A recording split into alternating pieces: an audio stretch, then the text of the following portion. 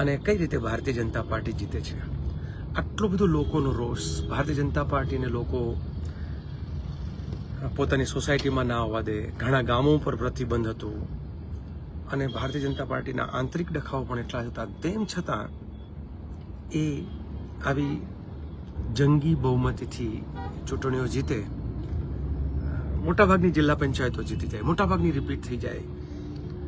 કંઈક તો ખોટું થયું છે. હવે કંઈક ખોટું એટલે શું?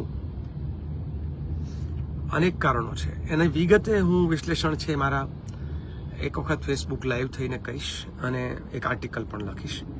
પણ મને જે 100 સલામ કરવી છે એ કોંગ્રેસના કાર્યકર્તાઓને કરવી છે કે બિલકુલ સામા પાણીએ તર્યા, બહાદુરીપૂર્વક તર્યા. અને હું ઘણી વખત કહેતો છું કે મારા બાપુજી જ્યારે મને કહેતા, બધા લોકો કહેતા ને કે પાણીનો પ્રવાહ હોય એ બાજુ જવાય, તો કે લાકડા પાણીના પ્રવાહમાં તણાય, મૂળિયાથી ઉખડી ગયેલા ઝાડ હોય એ પાણીમાં પાણી એટલે એ પાણીમાં તણાઈ જાય.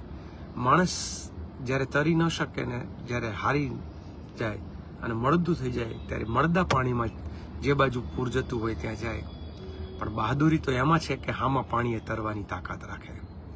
એટલે કોંગ્રેસના કાર્યકર્તાઓ બધી રીતે સામા પાણીએ તર્યા છે.